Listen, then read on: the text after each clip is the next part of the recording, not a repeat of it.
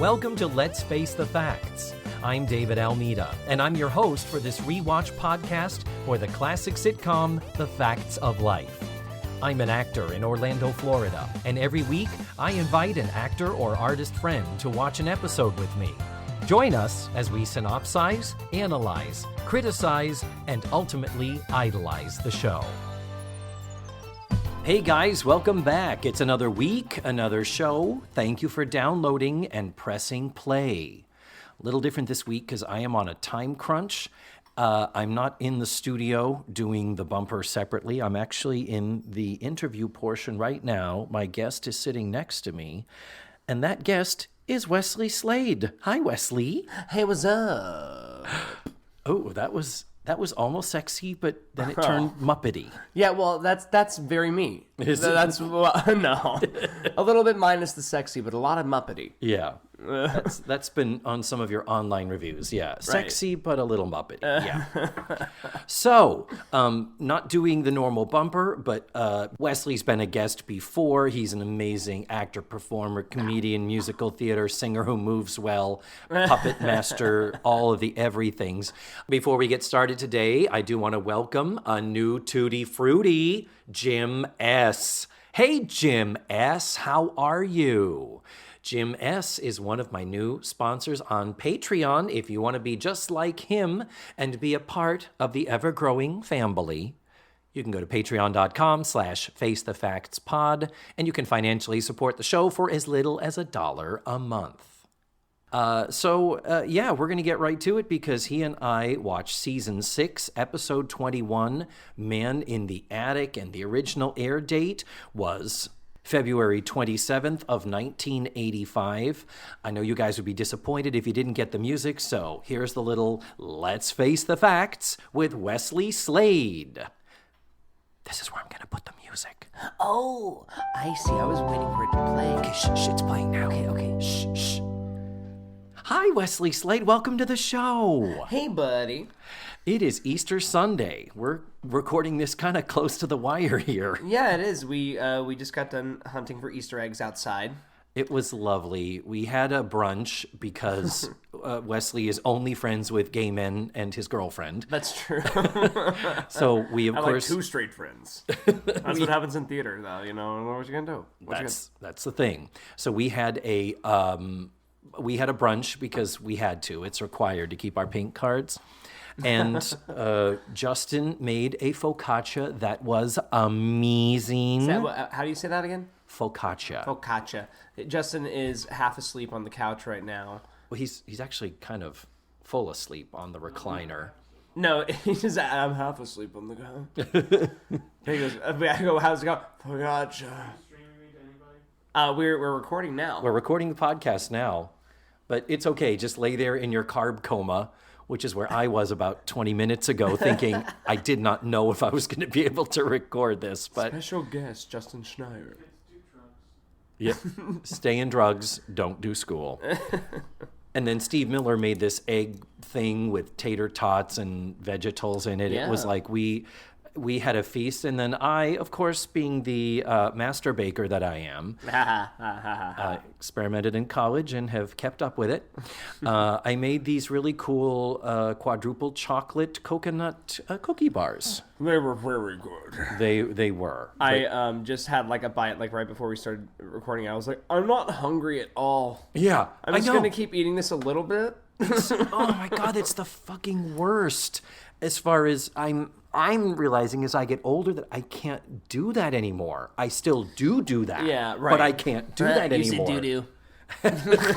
I'm sorry. I can't do that anymore and not feel like hammered dog shit. Yeah, that's kind of how I feel right now. But not so much dog shit. Mm-hmm. Maybe dog like poop, like just a little bit, just like a little turd, excrement. Not like a pile, you know. Nice, very nice. Well, we are going to get ready and do this episode. We are going to synopsize this gem among the gems of greatest episodes ever made of the facts. Okay, I can't even sell that. You know I can't. Yeah, well, it's so funny because now you just said that, and every time I listen to this, I go, oh, well, the next time I do it, I'll make sure to like have this in mind. when I'm watching it, and I still fucking forgot. Nope. So, okay, synopsize. Yep. Give me that. Do it. The 1 minute TV guide, 2-sentence synopsis. Go. Joe has a boy toy move into the attic, but then realizes she's a lesbian and doesn't want him anymore. This week on The Facts of Life. It's a very special Facts of Life because it's technically Joe coming out to herself, though not explicitly stating so. Isn't that the weirdest thing? Yeah, but no, but yeah. Yeah. Yeah, but no, but yeah, but no. But yeah, but no, but... I can't believe you just said that. Matthew and I were talking Little Britain last week. I think it was on the extras. We were doing all the, yeah, no. We were doing all the voices. I love Little Britain. I only watched Little Britain USA when it came on HBO, and then I discovered Little Britain. But I wish I watched more. But I always loved that. No, I'm a lady doing lady things. Which, like, now is a bit dated, I feel. It wouldn't play as well today, but hello, we are two ladies. We want to buy ladies' dresses in a ladies' dress shop. It's so brilliant. So this episode, thank you for the synopsis. It was written by Paul Haggis, future Academy Award winner for the movie Crash, and for the screenplay to $1 Million Baby. Oh. Yeah, I know. Wesley's putting on the face now that most people that's like, Yeah, I mean, like, not that I haven't seen either of those movies, so I don't know, like, that, he became such a better writer, but it's just, like, one of those things where, like, everyone starts somewhere, so, cool. Yeah. But, yeah, and I like $1 Million Baby. I am team MDB, but once you get to Crash, I'm like, there is no subtlety, there is no nuance. Like in this episode of The Facts of Life. Yes, listeners, I'm sorry. How many times, if you are faithful listeners in the show, have you heard me go off on the movie Crash and why I hate it? So I'm going to do it again right now. No, I'm not. Because we get a lot to talk about here. Yeah. A lot of stuff to talk about. This Man in the Attic episode, directed by John Boab, the guy who does all the directing now. No need to talk about him anymore. I didn't realize it was season 6. I had that written down because I know that you had probably told me, but then when I was watching it, I was like, oh God, wait, when is this? How is this? Because the last one I think I did with you, I mean, God, must have been like season 4 or something. I don't know. I remember, it was like the worst episode, so I don't really remember it. It was like not even like funny bad. It was just bad. Oh, that was the backdoor spinoff with the "Please Don't Ever Die, Harry" or whatever, like, the Rita Moreno. No, spinoff. That was the Golden Girls. No, that wasn't the Golden Girls. You're a liar. What are you talking about? Oh, Jesus, you're right. I watched that with Dana. I didn't watch that with you.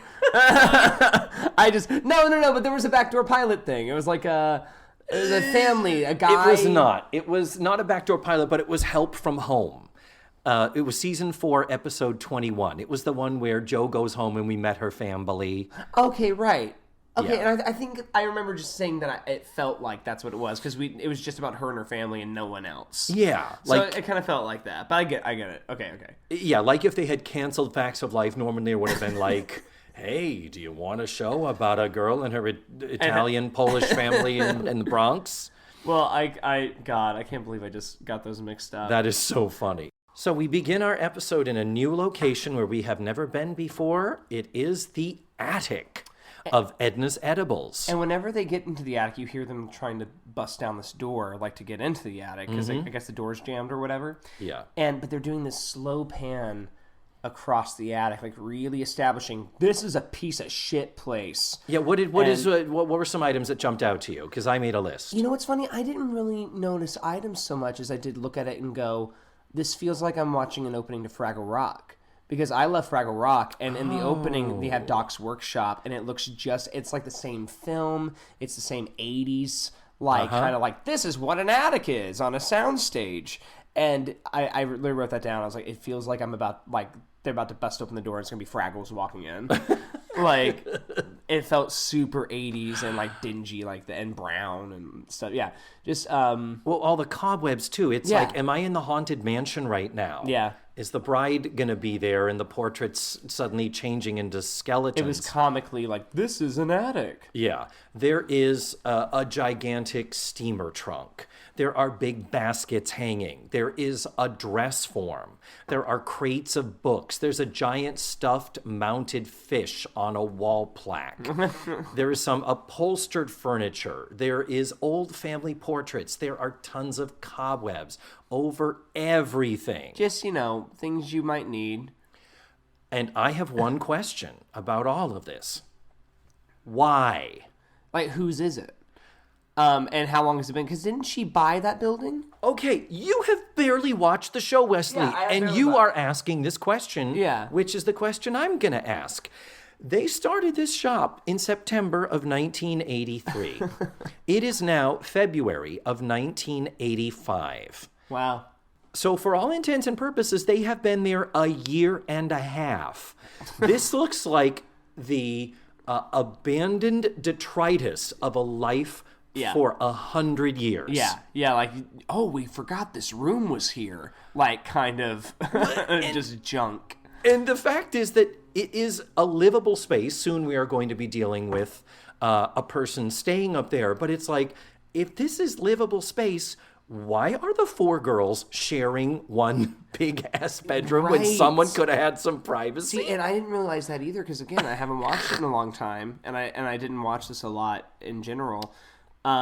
So whenever they, getting to a little bit later, whenever they do, like, go to their bedroom, and they're all in bed, I was like, wait a minute. He just moved in and gets his own room? Yeah. But they're sharing, like, this bedroom? Exactly. What? There is so much of that, so much head-scratching stuff going on in this episode. Yeah. But yes, as you said before, there is trouble with them getting through the door. They cannot break through the door. It gets stuck. And you know what is blocking the door? The gigantic credit that says Ryan Cassidy as Kevin, followed by Mackenzie Aston as Andy. These 2 new credits that have appeared at the top of the show just a few episodes ago, when at no point ever in the whole series did you ever start a show with a text credit at the top of show. Oh, yeah, sure. But we've talked about the weird deal that Ryan Cassidy must have come up with. Now, is Ryan Cassidy like one of the Cassidy family? I don't know Ryan Cassidy. I know Patrick Cassidy. I know their mom was Shirley Jones. Mm-hmm. So I know things, but I don't know like the whole Cassidy family. Okay, well the dad is Jack Cassidy. Did you see a resemblance? Okay. Yeah, I think he looks a lot like his dad. No, absolutely, sure. And I have to pause one moment because one of my devoted listeners, Brian F., pointed out on Facebook in a comment that we have Ryan Cassidy on the show, and we had a reference to Sean Cassidy back in season 3, episode 3, was called A Baby in the House. And one of the jokes was they had run out of diapers, and so they grabbed Natalie's Sean Cassidy pillowcase. And there was a sight gag where they wrapped the baby in the pillowcase, and so Sean Cassidy's face was on the baby's ass. I think that's the one I did with you, isn't it? Yes, it is. That's the one I did. That's crazy. I was just going to say, and Wesley, do you know who my guest was? Oh my God, that's the one I did with you. That's the first one I did. That was the first one we ever did. So, yeah, it's funny that at no point it's like, wow, Kevin, you look a lot like Sean Cassidy. Right. So, yeah, there was a point earlier last season where Joe came down from the quote-unquote attic with a crate of old milk bottles. And I forget what the context was and I forget what the episode was, but I remember I pointed out where Joe said, you're not going to believe what you find upstairs in the attic. There's these old things up there. And okay. And it was like, but wait, what? I'm like, they just bought the building and moved there. Did they inherit this stuff with the building? Weird. I guess so. But I guess that happens though. Because I know in Mississippi, that's stuff that would happen, They believe their stuff in their trailers, right? In their trailers and their sheds, yep. And you just go, But I think about Beetlejuice. Like they just put all their stuff in the attic. Oh, I mean, there is a slim possibility that this is what they're trying to make the conceit of all of this. Yeah. And honestly, if they had said, "I can't believe we never cleaned this out," even after we've been staying here for a year and a half. It's just weird, especially if, like I said, it's a livable space and there are 4 adult women. Yeah. Well, 2 adult women, a 17-year-old and a 16-year-old. Yeah. Sharing 1 room and 1 bathroom. It just doesn't make sense. It doesn't. One of my favorite things, though, is whenever they're busting open the door, I forget who says that. I think it's Blair. They go, okay, we're going to do it. And they're like just hubbubbing. And then she goes, 1, 2, 3. And you're boom. And now I'm going to go to the hospital. And I was like, that was good. It was timed impeccably. Yeah. Because it's Lisa fucking Whelchel and she is all the everythings. How old is she at this point? In real life? In the show, in real life. In the show, she is 20. In real life, she is 21. She is hot. He said, verifying that she is of legal age. Yes. She looks great. She is. She's funny, and she's like, she's always pretty, but she's very funny. Her comedic timing's great. She, again, nothing about the show is subtle. But and she's especially no exception to that. No, but she's really, they're all really good. Yeah. Yeah, they're great. And they're all there to clean out the attic with Andy in tow. We don't have Joe. We don't have Kevin yet. But we have Blair, Tootie, Natalie, and Andy. How long ago did Andy come on the scene? About 6 or 7 episodes ago. Okay, I thought it was a little bit more recent because I haven't seen him. And it is fascinating that this episode ends, spoiler alert, Kevin's going to move into the attic. There are going to be complications. And then at the end of the episode, I didn't remember that he's still there. Like, I thought they're going to kick his ass out because he's not going to be on the show much longer. Yeah. Like a Will Ferrell in The Office situation. Like, you're here for a little bit, but then we'll get rid of you. But yeah, at this point, this is his penultimate episode. He has one more. It's Lonely at the Top, which is coming up in, I think, 2 weeks? Probably because he's going to be lonely in the attic, which is at the top of the building. You see what they did there, probably? Any hoozle. But it is very, very weird that he sticks around because I thought this was going to be a conveniently encapsulated episode. Hey, let's have him move in. Well, that didn't work out. Let's have him move out. But he's still there. So you wonder if at this point, did the producers think he was going to be sticking around for a while? Like, was he going to be a long-term added character? Right. Clearly, they were thinking the same about Mackenzie Aston. And Mackenzie Aston is here for the rest of the entire duration of the series. That's Andy. Andy. Oh, okay. The next 3 seasons. Well, you know what? I think that he, again, I haven't really seen him, but he has good comedic timing. And it hasn't even blossomed yet. Like, he's good here. He ends up great. That's great. There's this bit where they're dusting. And they're like, how to use a feather duster, you know, like with Blair and Blair Tootie. is like, how to use a feather duster. And Tootie's like this, you just go left to right. And she dusts a trunk. And so much dust goes everywhere, it fills up the entire room. They barely acknowledge it. And it's obviously baby powder or cocaine. It's 85. Probably cocaine. And we both like to do cocaine. And so she's sweeping it. And it just goes everywhere. And they don't react. There's no... It's just like, oh, okay. Bye. Like, it's still settling 5 minutes later. Yeah, it's pretty crazy. Awful idea. It doesn't get a bigger reaction. But finally, through all the premise of this is that Tootie says that they promised Mrs. Garrett they would clean out the attic while she was in Tucson. Yeah.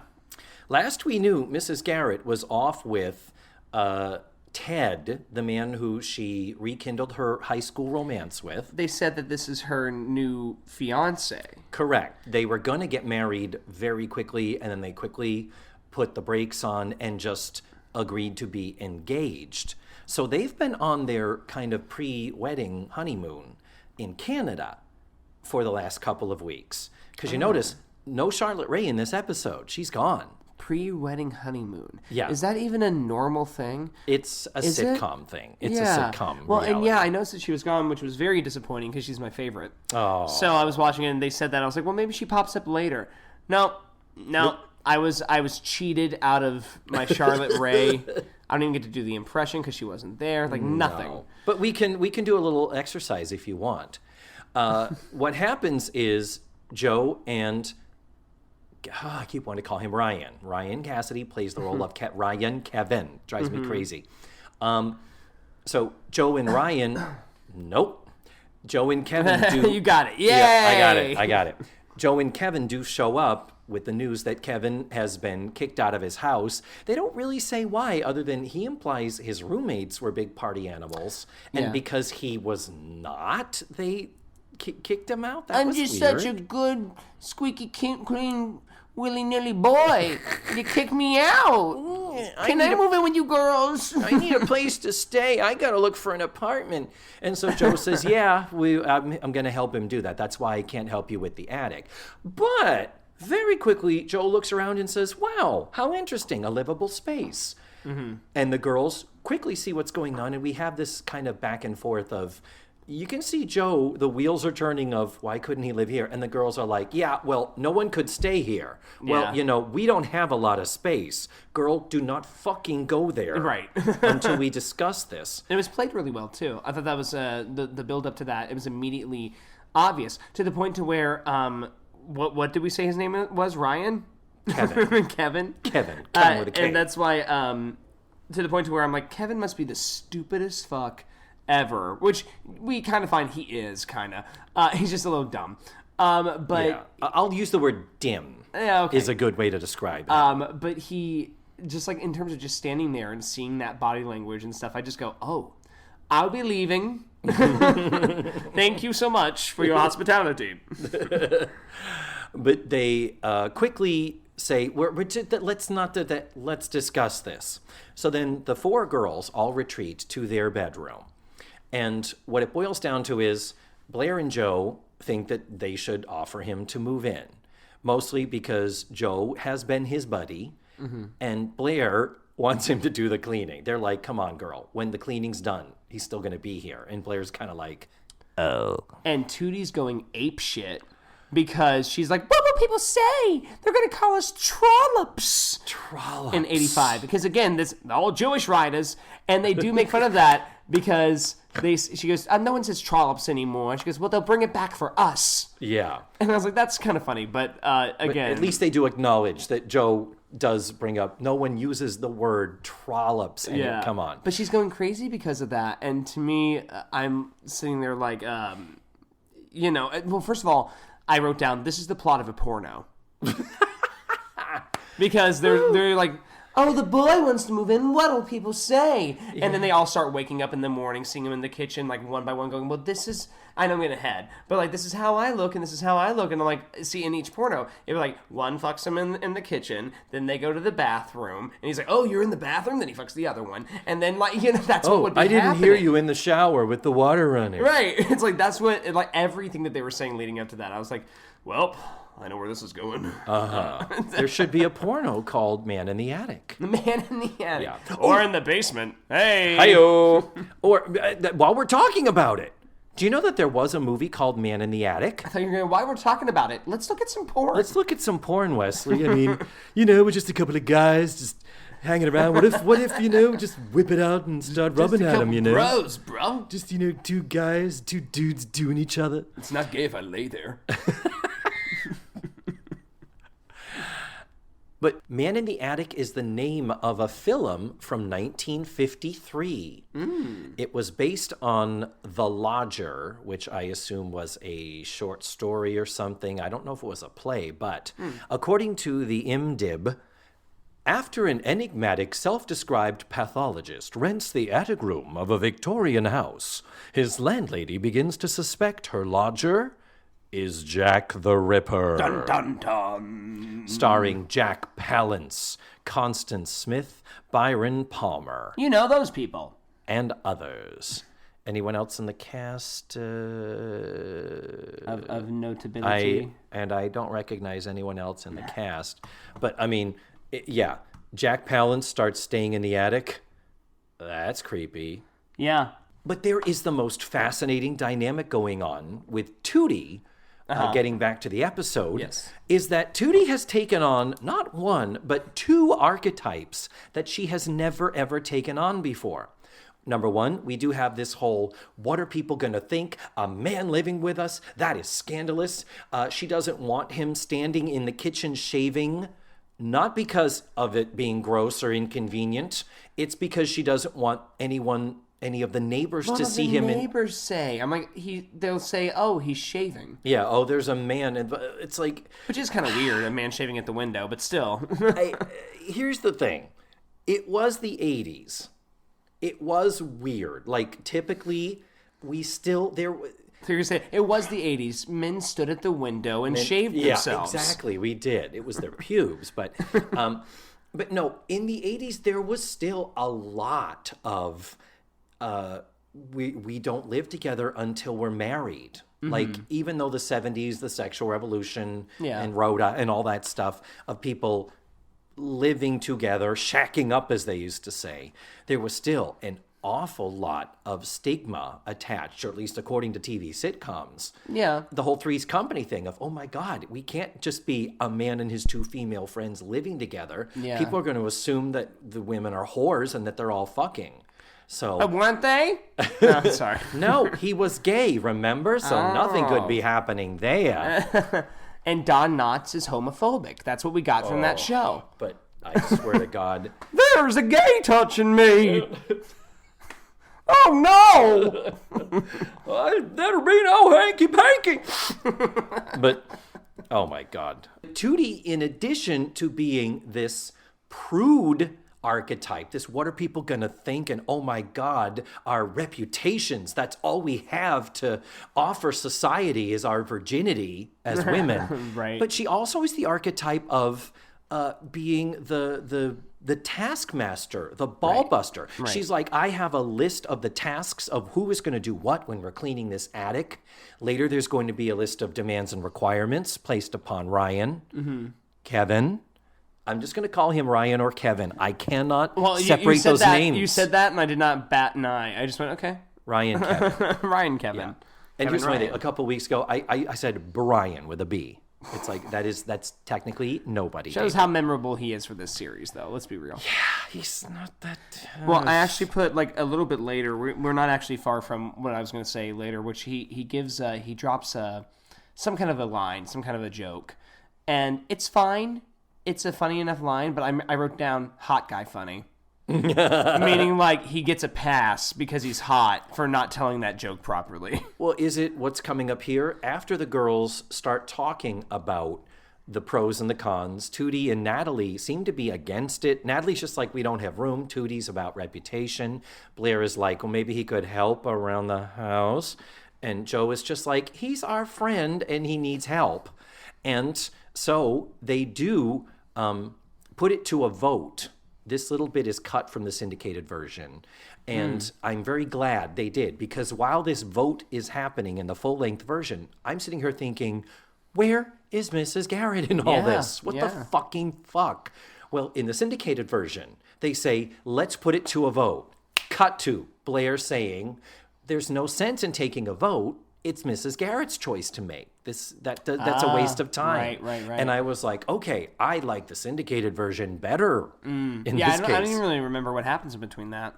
Because it was just a lot of... Well, they count up the votes, and there's like 3 for each, even though there's 4 for them. It's like... And Blair adds more, like, to say yes. Like, she added, like, a few more, like, I guess it's... where those come from, you know? And it's Tootie, again, Taskmaster Tootie, that we've never met before, is the one that said, let's put it to a vote. I've got the paper here, tearing it up into pieces. And she's rolling around on her rollerblades, like, tearing them up and, like, delivering them. Like, she's a Sonic worker. No, she's not on roller skates.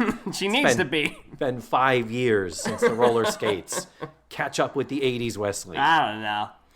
So, they do say that she is on vacation with her fiancé. We knew from earlier she was in Tucson. And again, I wrote rip-off.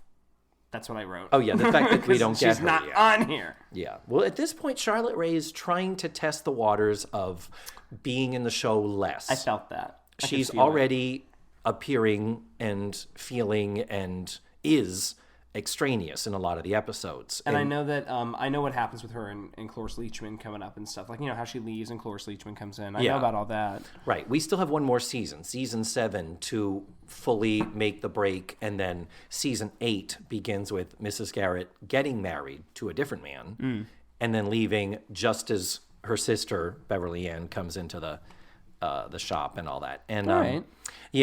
But this is the beginning of testing the waters of shows without Mrs. Garrett, because at this point Charlotte Rae did want out, but in her memoir she did write she didn't want to just leave. She wanted to leave the show strong enough to survive without her and make sure it and the girls were strong enough to carry it. Which is nice. That is very sweet. There's so many actors who just go, I'm done. Yeah, fuck it. Fuck it. Yeah. Yep. But so we have this phone call that happens. A one-sided phone call. Yeah, so we don't get the other side of the phone call of, Mrs. Garrett, you don't want a man to come and stay in the attic, do you? Well, and they're like, tell her. Okay, the man is Kevin. I think that was a yes. Yeah. Oh, okay. I would have gone a little more Seth MacFarlane with a...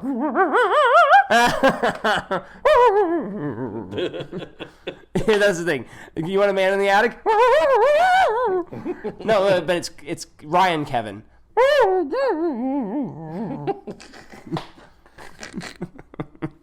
So there's your Charlotte Rae impression, ladies and gentlemen. You're welcome. That's how she appeared in the show, except we didn't hear that at all. We just heard silence. Yeah.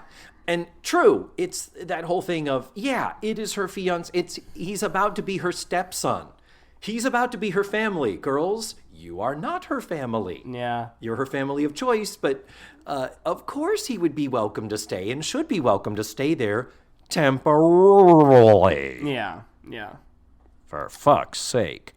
And when they call her, they say, like, oh, I can't really hear you that well. Oh, you're in the hot tub. Yeah. Which is a funny visual. I'm in the hot tub, girls. And Ted's in me. I like to sit against the jets. So with Mrs. Garrett's phone call, the decision is made that it is okay for Kevin to stay there.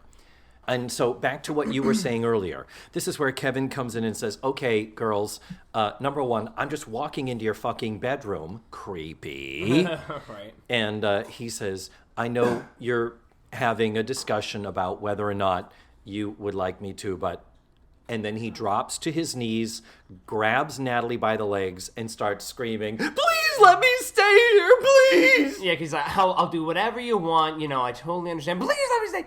And that's exactly what I wrote. Hot guy funny. Hot guy funny, yeah. Because I was like, that could have been... If you or I did that, they would have been like, eh. Yeah, they would like, go a little harder. Can you go more? Yeah. With him, they're like, oh, yeah, aren't you hilarious? Now take your shirt off. Yeah.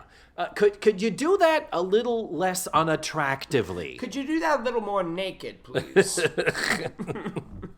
That was a stage direction to Ryan Cassidy, not to me or Wesley, I assure you.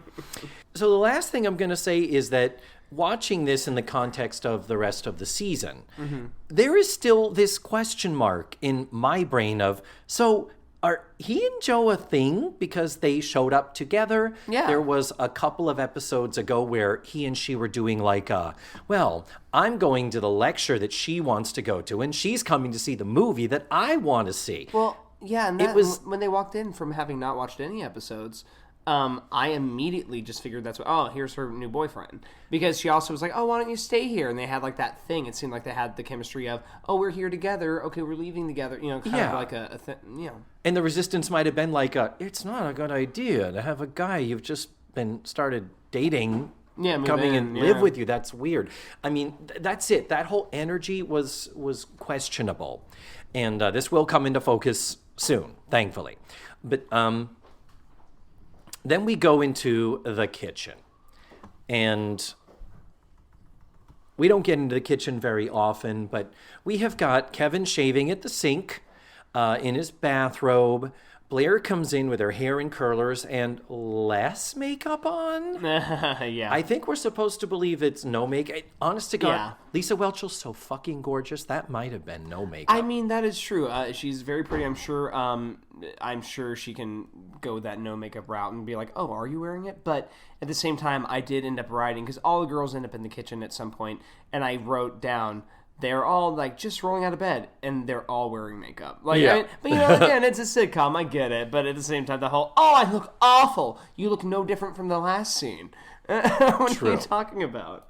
True. Except her hair is like in curlers, and the curlers are falling out comedically. Yeah. So yeah, Blair won't let it go when she's trying to sell this whole. Well, this is what I look like. This is me in the morning. This, if you're going to be living here, this is what you're going to have to see. Yeah. And kind of so you don't have to fixate on it. We don't need to discuss it. And then part of the scene happens, and it comes back to her going, I'm totally comfortable like this with no makeup on, and that Yeah. Blair won't drop it. She's still thinking about it. Hasn't heard a thing that's gone by. No one else, and of all people, Kevin has the least shits to give about it. Yeah. Even though he and she were questionably a little bit romantically connected in the first episode we met him. So there was confusion earlier in the season of, so is Kevin and Blair gonna kind of maybe be a thing? And then it was like, oh, I guess Kevin and Joe are gonna be a thing. Yeah. And now, thankfully, if nothing else, what this episode gives us is clarity regarding the relationship, which we're coming up to here. Yeah. And then Tootie comes in, like, freaking out that he's shaving in front of the window, like we were talking about before. Yeah. Like, what do people say? All these things. Do you remember what she said? What? She said, I can see it in the tabloids. Guy shacks up with 4 easy women. Oh, right. Right. And then at one point she says, close your robe, and closes his robe because it was just open a little bit. Like, because his chest was, like, a little exposed. Yeah. Yeah, but now what's funny is that she's going, close your robe and everything. And all these girls are walking in with these nightgowns that look like they're from the Golden Girls.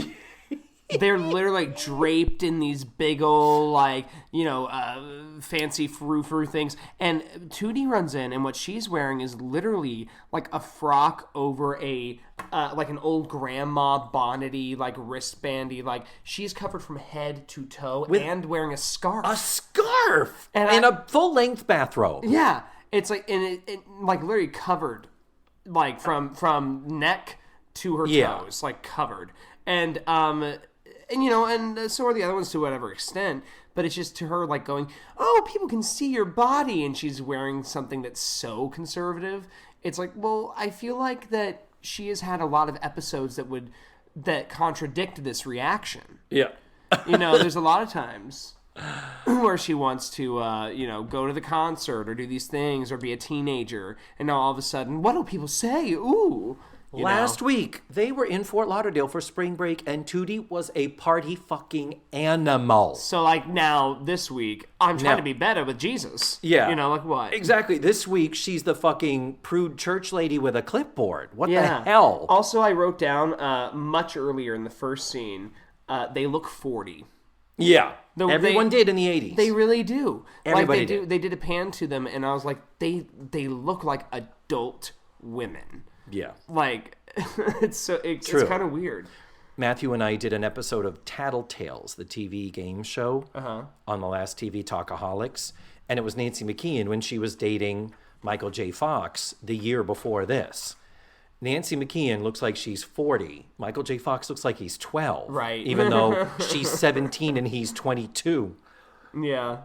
So to continue this Golden Girls thing, one of the visual jokes of this is Natalie does come into the kitchen last. And there's a definite extra something going on. Natalie is decked out. Natalie has been spending time. She is in a full bead of makeup. She's got a hair bow on, the big long drapey. This is, I put in my notes right there. You see that? The Blanche Devereaux collection. Yes, that's exactly what she looks Rue like. McClanahan would have absolutely worn that. Yeah, she would have. Absolutely. And that's around whenever I wrote it again, kind of Golden Girls. But I also wrote Natalie bit was very funny. It was. It was very funny. I just rolled out of bed. Yeah. They're like, why are you shaving at the sink? He's like, well, because I tried to get into the bathroom, but I kept knocking and nobody answered. And Natalie implied that she had been up. I guess I fell asleep. She had gotten up so early to get prettied up that she fell asleep in the bathroom. Because that is a question. The girls have a bathroom off of their bedroom, off to the left of the screen. But then in the hallway is the other bathroom that they do sometimes share and shower. They share their time in the shower. They share the shower. In the porno. Yeah. But as he leaves, so thankfully we do have some justification as to why he's shaving at the kitchen sink. But speaking of his robe being open at the top, what else did you notice about that bathrobe that he was wearing, Wesley? I don't know. I noticed that it was a little open at the top. I don't know. I believe Will and Grace coined the term shorty robe. Oh, okay. It literally was like the mini skirt of bathrobes. Yes. It was cut so that I'm surprised you couldn't see a little bit of the underside of his ball sack. You're right. And that would have been okay with me. Let me just make sure that's very clear. But it is so bizarre. It's one of those where okay, unless you are at the Playboy Mansion about to step into the hot tub with Jimmy Kahn and Ally McGraw, you do not have, there is no sense of, one of the Will and Grace is what comes to me because they made many jokes about Will having a shorty robe. Mm-hmm. At one point, his mother, the wonderful Blythe Danner, comes in and just walks in the apartment. He's like, Mom, you need to knock before you come in. I could have been naked. And she says, you mean it's possible for you to be wearing less clothing? But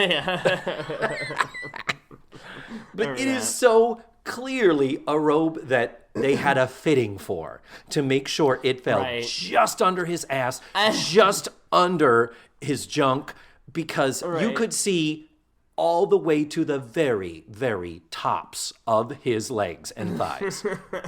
I don't know why. It reminds me of that line from Addams Family, which, of course, is more suited to Morticia. But, with whatever this, and her dress cut down to Venezuela.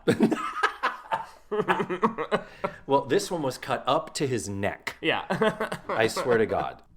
You could justify it in a way of, maybe it was one of the girls' bathrobes. I don't fucking know. Or Mrs. Garrett's. And yeah, totally. Okay, we this is something I started to talk about earlier. This is a good moment to pause and say nothing has been said or spoken of regarding the living arrangements when Mrs. Garrett and Ted come back. It's we already were questioning this in the episode where they were going to be married. At this point, they're just engaged. They're going to be on their... Girls, hit the streets. Exactly. And so the question mark of, sure, it makes sense for Kevin to move into the attic because Ted will be moving in too? Yeah. Maybe? Yeah. And... Because Mrs. Garrett does live there. Mrs. Garrett lives there. Yeah, right. Yeah, and she also, in case you forgot, Wesley, has a retail store attached there that is supposed to be open for business, though I have no fucking clue who is manning the store. Yeah, there's none of that in this show. None of that. I want to do a re-edit with just a line at the cash register out the door. And nobody, and just people craning their necks and looking around each other, looking through the. Is there while you see them in their bathrobes arguing and stuff? Yeah. Because there is a huge who's minding the store factor in this episode, bigger than others in the past where they've had that problem. But at the very least, there were scenes where not everybody was in all the scenes. This is one where it's they're all there. Yeah, all of them. So I don't know what's going on with that. They just didn't give that any thought. So then we go to the bedroom at night. And the girls are asleep. We pan across the bedroom. And suddenly there's some weird hammering noise and then some loud music. And so Jo takes it upon herself to go upstairs because it's clearly something coming from the attic.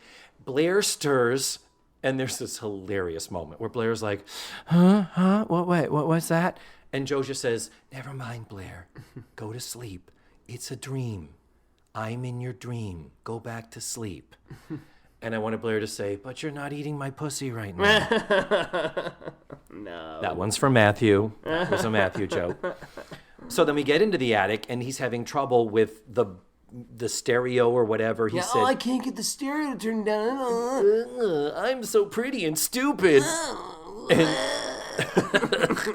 and then Kevin, that's our leitmotif for him. And then Joe, with one button press, turns off the music. No, she unplugs it from the wall. Oh, is that what happens? Yeah, she just goes, like, unplugs it. And he goes, oh. So Joe does... You do understand why Joe was the one who quickly leapt into action, because she's the one saying, look, you are staying here, and we're really not getting off on the right foot. What are you doing? Hey. Bada boom, bada bing. Yeah. Don't make me call the family on you. Come on, hit the street and get a meatball. Know what I'm saying? No, but so she's in there, and she goes, what are you doing? And he goes, it's funny because his line is, I couldn't sleep. I guess I'm excited about, moving in or whatever. But the way And she says, excited? Ooh, I can see how excited you are from your shorty robe. But it's funny because he says, couldn't sleep. And then, like, his face and his mannerisms and everything, and the walking away from her and looking at the ground, he goes, I guess I'm excited. I was like, are you angry? Are you about to... And I thought that he was about to go, I don't know, I guess I'm not fitting in. But it wasn't that at all. So I was like, I wrote down, seems like you're the opposite of excited. Yeah, some of the line readings are weird and... How shall I say? Very similar to many other of the line readings.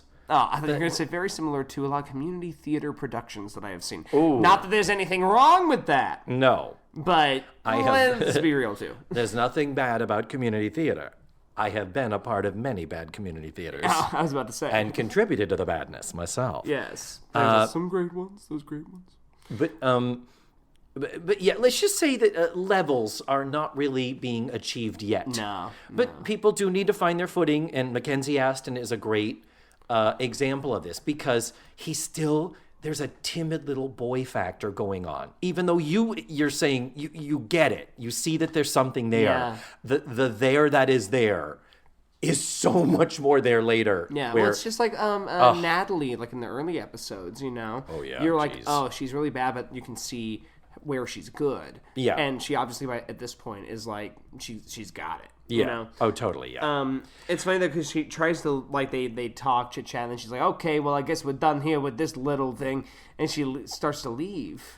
But she knocks over a lamp or breaks a light or something. No, she. Oh yeah, I guess that maybe happened. But the thing is, she tries to leave out the door, and the door's jammed because it goes back to the opening of it being jammed. Call back. Hey! And she can't get out, and she just like kind of like jiggles it for a while, and just goes like ugh, and like throws her arms in, and starts walking back over to him. And I wrote down, guess I gotta sleep with you. Move over. Gee, what's that poking me? Yeah. He rigged that door. You know he did. He goes, oh, I've been meaning to oil it. It's like, okay. Like, yeah. I got something else you can oil. Porn is just the thing. There's just a lot of... This is the porny episode. It is. We're going to come up with all the porns. Then immediately after that, she kind of like shrugs and then walks over like, this is such a frustrating night. And she sits down like on the trunk that they have sitting there. And he sits down right next to her and goes, I'm really sorry for making things hard around here. And like immediately you see it. Immediately you know what's happening. And I really, really appreciate you helping me out. Yeah. And they kiss. Blah, blah, blah, blah, blah, blah. Yeah, the kissing. Oh, and also whenever the door is jammed, she does call for help for Blair. Mm-hmm. She goes like, Blair, wake up! This isn't a dream. I'm trapped with a man. Help me! Yeah. What do I do? I'm your property. Come get me. Don't you care? Save your girlfriend. But so then, like while they're kissing, Blair walks in and goes, "Oh, was somebody screaming for? Oh, I guess you don't need any help." And then she started to walk away. And it was the whole no, totally, Blair. I didn't. And she leaves with her. Also, something else that I forget to mention that I think plays in. He says, yeah, and the thing is that I can hear everything you guys are saying in your bedroom because there's a vent up here. Through the vents. And I can hear you guys through the vents. And he's like, so maybe and because that's how he knows that they don't really like him. Yeah. And so they go down to the room, and Blair's like, oh, well, what were you doing in there? And because all the other girls are asleep, and she goes, well, it's not a thing, it's nothing. Then why were you kissing him? And they all shoot up at it. Kissing him? Kissing him? What? Horny Natalie. Horny's like, they're like, Natalie, go back to sleep. She's like, kissing him? I'll lose sleep for this. Yeah. Again, her perfect Borscht Belt timing. She's fucking amazing. And always the horny one. Yes. Yep. So Joe comes out with, thankfully, as opposed to this typical sitcom thing of, I don't know what it is, and I'm so confused, and blah, blah, blah, which is really what I kind of expected of this show. Joe does state, what am I going to do? I don't like him. Yeah. And they say, what do you mean? You hang around him all the time. How do you not like him? And she's like, I just like him as a friend. I don't like him romantically. And now, clearly, the poor guy is stuck on me. Yeah, and she always says, I don't like him that way. I was just trying to be a pal. Yeah. And I'm like, that's such a lesbian thing to say. Yeah, exactly. It really is. He's like my bruh. You know, I saw he was having a bad night. I gave him a hand job. No foul. We just knocked back at a couple of brewskis. Right.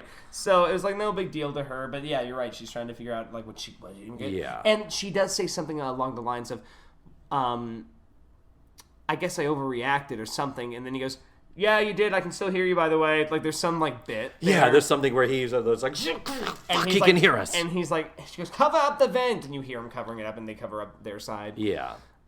So he doesn't hear the, I just think of him as a friend stuff. They are whispering because it's like he can hear us. Yeah. And someone even says, what? Why are you whispering? It's not like he can hear you. Yes, he can. Oh, that's what it is. And he goes, yes, I can. That's what it is. Yeah.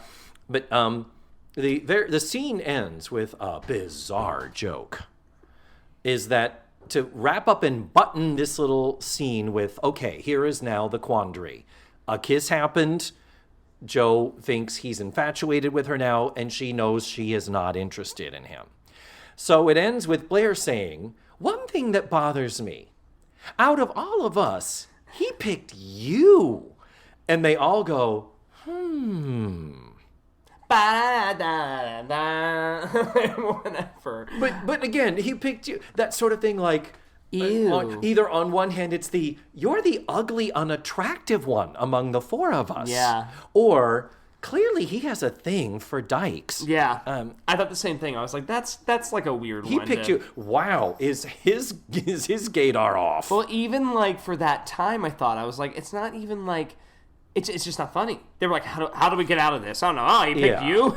Yeah. We'd all rather fuck Blair, right? Yeah, okay. Yeah. Like in the writer's room. Yeah, and again, and Blair, there have been times when Blair has lobbed the insult at Joe for many different ways, but there are times when Blair has been like, I don't have to look at your ugly face again. Like, full on calling her ugly to her face. So I guess it goes back to that. But again, it's not funny. It's just a put down. Yeah. There's nothing creative about it. And this is just so weird. Like, just a reminder, Joe's not the pretty one. So isn't this bizarre? What is this, upside down day? So then we have a little scene in the kitchen. Wesley, you watched the DVD version. I did. This entire scene was cut from the syndicated version. Oh. So nobody listening who saw the Daily Motion version is going to know what we're talking about. And the scene is very extractable and unnecessary. Yeah, when you say that, you're right. It is. Tootie and Natalie and Blair are in the kitchen.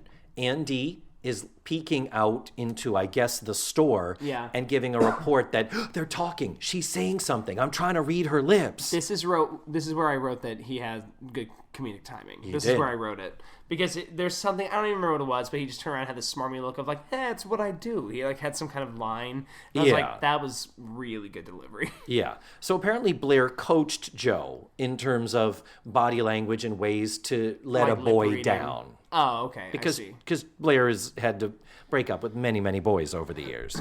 Yes. So Andy's exit line is, no one asked me to come and live in the attic.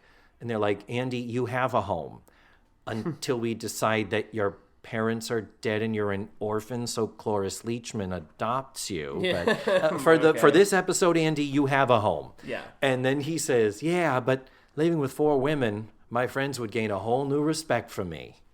That's what it was, I think. Where I was like, good comedic timing, but even then I thought like, oh, what a joke. He's 11. Yeah. But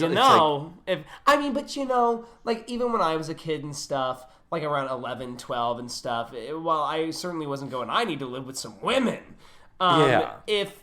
If I were in such a situation and I'd be like, my friends will be impressed that I'm hanging out with 3 teenage girls, I'd probably think that. But he does. He hangs out with 4 teenage girls and a 60-year-old. So you're saying that in general that like his friends should have enough respect for him because he's hanging out with them. Yeah. Okay. Like he could be lying and saying he's fucking all of them. He doesn't have to live there. Right. First we watch Disney Channel. So then Joe enters, and wow, we are not prepared for this entrance. Because last week and the week before, we already had many, many felts that needed to be filled about the 1980s fashion disaster of the onesie. The onesie. Joe is wearing a light gray onesie, and I'm not sure if it's the same one she wore when they were in Fort Lauderdale, because they wore a lot of long-sleeve, long-legged onesies. It does nothing for her body. I think it makes her body look like a Teletubby body. It's funny, I don't remember what you're talking about. I didn't recognize her outfit at all. Oh yeah, look at that. I don't know. I think that's kind of attractive in terms of like a retro 80s look. Like if But there's no waist in it. You're it's right. like tie a belt. It needs a belt. It needs a belt. Just need a big belt and cinch it. But what happens is Joe comes in and apparently she wasn't able to quite say what she wanted to say. Right. And then he comes in and is like, hey, do you want to go out later? And she's like, I can't. And one of our favorite things, sitcom lying. Yeah. No, I can't. I got a needlepoint group I go to. It's like a that's knitting or needlepoint? Oh, it was like a knitting convention. She says, I can't go out and I have other plans. And he's like, oh, well, maybe I could tag along. And she says, no, it's a quilting bee. Yeah, that's the ticket. That's the ticket. Yeah. Yeah. I'm doing a little enhancement there. But you're right. Like, I mean, a quilting bee. It's like, come on. For fuck's sake. And, again, sitcom trope, yes. Ultimately, though, she walks in, she goes, he asked me out to lunch. What did you say? I said, no way. And then he comes in and goes, hey, you want to get dinner? I'm like, either he can't take a hint. Yeah. If she did say no way, or she's going to her friends and going like, yeah, I dropped that guy. But in reality, she doesn't have the guts to go, I just don't like you. Which I will admit, I've experienced being a guy. Like the whole like mixed signals of girls not just wanting to go, oh, I just don't like you. Yeah. And the whole like, maybe we'll go, yeah, maybe we will. And I feel that I have always been pretty good at being able to read that stuff and just going, okay, cool, I can tell this is bullshit. Yeah. But also I have fallen victim to it a couple times where I'm like, no, she said she wanted to hang out, and then like a week just later, not this week because she's got a lot of stuff going on. Right, and then like a week later I'll be like, oh, yeah, no, she doesn't want to hang out. So 3 weeks later, well then her cat was sick, right, and then her brother was in town from Phoenix, and yeah, so like that whole thing. But again, so I get that, and that is a very real thing. But if any girl said to me, I have a quilting bee. Again, this is where I call him dumb. Yeah. Not dim, dumb. Dumb, yeah. So it ends with this lie being told, and I am sorry. I call bullshit. If there is anyone on this show who is capable of being direct and doesn't have any fucks to give, it is Joe. Yeah. There is no reason why she wouldn't have marched back up to the attic that same night and said, hey, that kiss thing that just happened, I don't know what happened or why, but just so you know, I don't think it should happen again, and I'm not interested in you. I can see that. I can also see the fact that, like, they've built up this friendship between them that she doesn't want to damage and stuff, too. I know what you mean, but I think that, like, if she had a little bit less to lose, she would march up there and just be like, no. But I feel like she feels she has to guard him in some way because not only is it her fault that he's there, but they've been such good friends and she wants to keep that. Yeah, and she's got to protect his ego because protecting the ego of the man really should be the most important thing on any woman's agenda. I think that, and also why isn't she making him food? Mm-hmm. She's in a kitchen in this scene. When he walks in, she should go right to the sandwich. I don't understand. Edna's edibles. Right. Hop 2, bitch. Stupid. So, the scene just kind of peters out, and then the next scene is him in the girl's bedroom. Again, creepy. But he did later say there was no room. Trying to be nice, he has done their laundry for them, including a sweater of Blair's, which is dripping with water, soaking wet, and later referred to some underwear that Tootie the Prudy, is like, you would? You touch my, you do not touch my underwear. My private things, those are private. And she gets just so angry Yeah, she says, some of those things are so private, even I don't know what they are. Yeah, and That's funny. It's absurd, but it's funny. But he says to her, he goes, he just goes, but, and she goes, no, don't touch it. And he pulls it up and it's just sneakers. She goes, oh, well, the sneakers, I guess that's okay. He goes, yeah, there's a lot of room along with these bras and panties. I was like, that's fucking funny. Then they just go, ugh. Yeah. So he leaves, and the girls are like, he has got to go. He cannot fuck with our laundry. He cannot invade our privacy. If he doesn't get that, no. And Joe says something like, guys, you just need to be direct with him. Like I'm going to be later when I talk to him. Yeah. Because somehow there's been no time to have any of this. Yeah, and also I want to say about Blair. She again, her costume. She walks in, and I wrote down Jerry Seinfeld chic. Because she has just this blue button up, like a stand-up comedian. Like she looks like she's wearing the top of a suit. But, like Jerry Seinfeld would, like on a set. Like, you see that? Yeah. Like, that's literally like something that he wore on his show. Yeah, Blair is wearing a green skirt, solid green skirt, and then a solid blue, light, almost tealy blue top, massive shoulder pads, and then a skinny black tie. Yeah. It's weird. It is weird. But again, that retro thing of like, if a woman like her walked in and I saw her wearing that, I'd immediately go, ooh. Yeah. Something about that is attractive, and something about that is like, I think still looks good. Yeah. It's a clean look. Yeah. It's certainly not a modern look, but at least it's got clean. And you know why? It's because the lines of it are flattering. Oh, yeah. What we're finding is other things where there's no flattering lines or the fit of things. Like in the same scene, Natalie's wearing a sweater with a V-neck. It's fine. It opens up the neck, but the gather of the sweater is resting on her hips, and then there's a pleated skirt underneath in pink. And Tootie's wearing this that sweater that's like, bunching her up. Yeah, with like a mock turtleneck, teal. And again, she's like covered from head to toe. She's like a nun in this episode. Yeah, you're right. My God, she may as well have a burqa on. Yeah. So then it's like, I'm going to go talk to him later, and we can kind of iron all this out. And then Wesley, one of the mostest, bizarrestest things happens. In between this bedroom scene and the next scene up in the attic, during the dissolve, we hear this.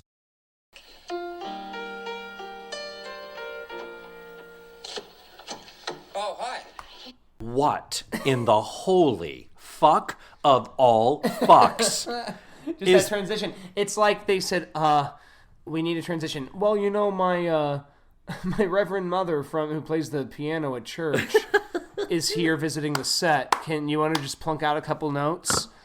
I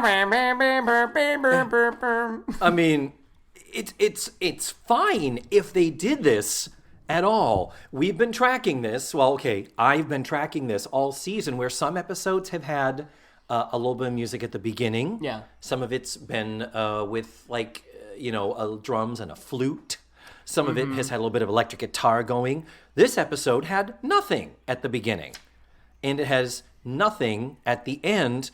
And why that scene to this scene? Why not that at the end before the commercial? The commercial happens during the middle of the kiss, by the way. Yes. I mean, the beyond puzzling artistic choice to say, what's missing? This episode, there's something wrong about. Need piano music. Be-do-do-do, The facts of life are all about you. bing. Boy, the way Glenn Miller played. I mean, it may as well be All in the Fucking Family, really. Yeah, but so she goes to him, and she's telling him, like, she's saying, there was no Quilton Bee. Yeah, she Turns does out. fess up about the quilt. Yeah. I know you're not going to believe it, but I don't do no quilting. I'm more into tech and stuff, you know? I'm more into... I'm more into lubing a carburetor, if you know what I'm talking about.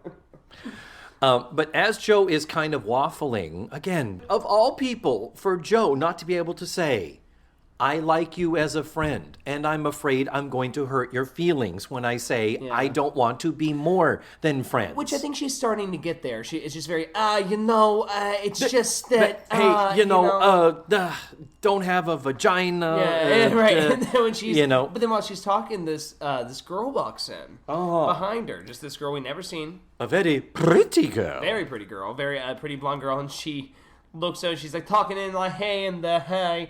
And she says something along the lines of like, and who are you? Yeah. And I thought that was played really well. Yeah. And then he's like, this is my new This friend. is Diane. Oh, no, this is, and she says, Diane. Mm-hmm. I met her at the drugstore. I like pie. I mean, there's just such a... Yeah. You know what I mean? Yeah. Again, the dimness that is written into the character of Kevin. This is one of those moments. I met her there. Cool, right? Yeah. She's over here now. This isn't a line from the show, but I wish it had been. She went downstairs, and look, she brought cheese.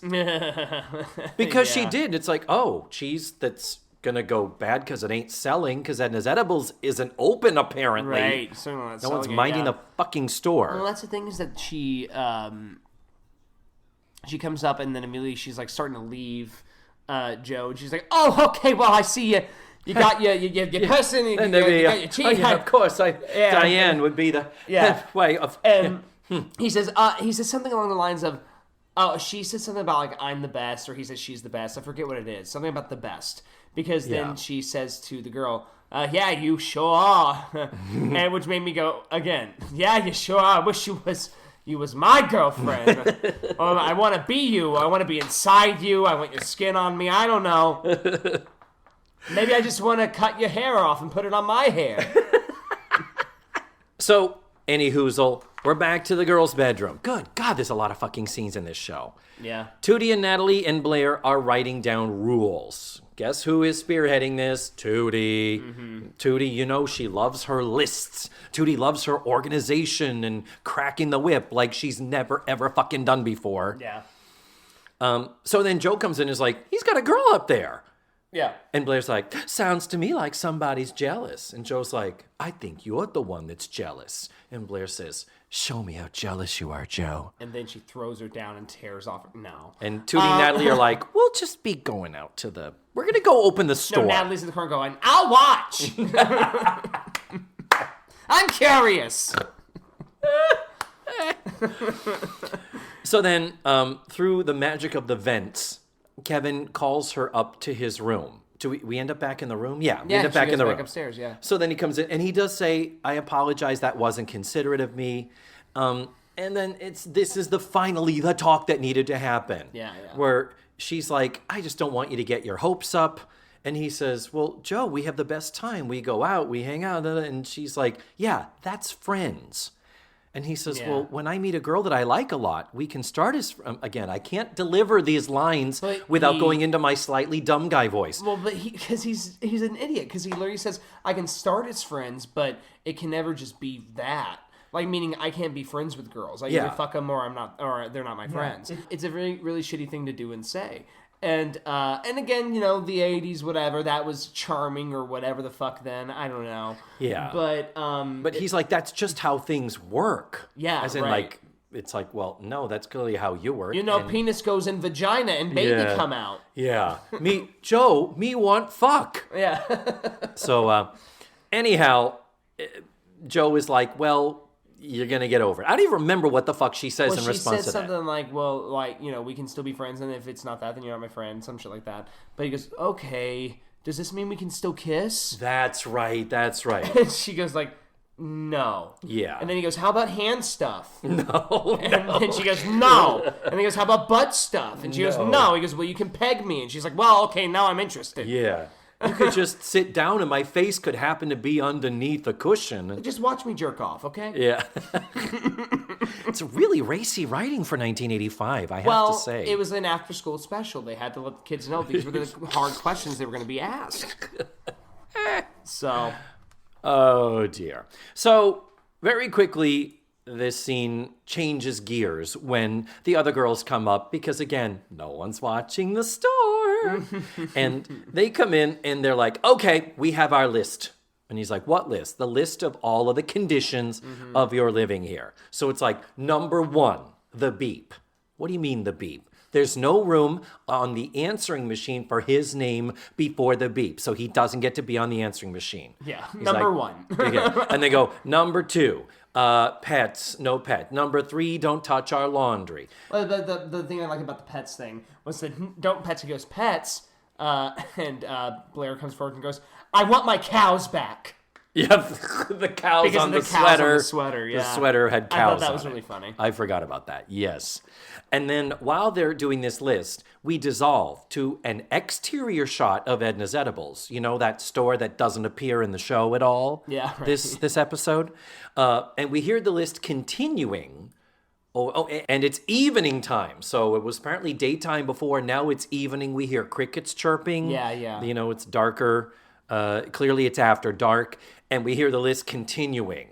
Like rule number 36. The thing was that she said, you can't use our bathroom on Friday nights or whatever. You have to go across the street and use the Texaco station. Because he goes, I guess I can go there. And she goes, we'll give you a key with a block on it. And Healy goes, ha ha ha, fade out.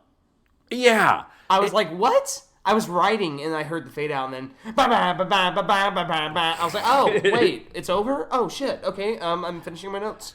Yeah, and the joke is supposed to be, oh, it's so much later in the day because it's night. Yeah. And there's a number 37 on the list. What were the other 35 things that we didn't hear? Yeah. Wacky. But it ends with that, so I guess he's staying. I guess this is what's... okay, this is the show that we think we're presenting to America. And then he's in one more episode, and then I guess after that they went, fuck this. No. Yeah. So I don't know what happens with Ted. I didn't remember there being any reference to Ted, his dad, Edna's fiancé. So I'm looking forward to hearing how and if they, number 1, get rid of Kevin. Yeah. But then where does Ted exit the picture, or does he just not get mentioned after a certain point? And when does Ryan leave? Kevin is Ryan. Oh, right. They're the same person. Right. Yeah. Speaking of dim, Wesley. Yes. Anyway, that's another episode. On the scale of episodes, like, dislike, I try to do kind of a final... What do we think about this? What do you think? I didn't hate it. It just it wasn't. It seemed like if that episode had never happened, we'd be okay. Yeah, I enjoyed it just because I also haven't watched it in a long time. Yeah, this was fine. This kind of falls into the middle range. I didn't hate it because there weren't a lot of logistical show Bible problems. Right. There was a lot of having to explain some stuff, and yeah, probably the worst part for me. The presence of that attic, what that attic is, where the shit came from, that's kind of probably the thing I would have the biggest problem Down with. to Charlotte Rays. Down to Praga Rock. On that note, Wesley, thank you for coming back onto the show. Oh, you're welcome. And this won't be the last time. And all I can say, Wesley, smooches and goodbye. Bye-bye. So then I'm going to play the music right here. Right now? And then I'm going to keep recording. Yeah. So then I'm going to keep recording like you're not here, okay? Okay. Mama say, mama. And there you have... Okay, shh. And there you have it. That was Wesley Slade.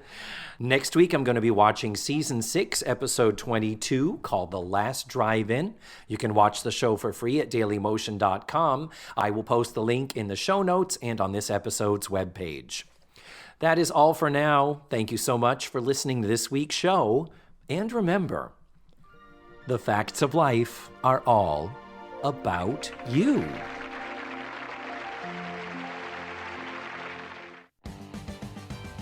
Let's Face the Facts was created, produced, written, hosted, and edited by me, David Almeida. My theme song was beautifully arranged and recorded by Ned Wilkinson. Visit my website, facethefactspod.com, for supplemental photos and videos, audio extras from the digital cutting room floor, links to my social media, and ways that you can support the show financially. And don't forget to subscribe, rate, and review the show wherever fine podcasts are found.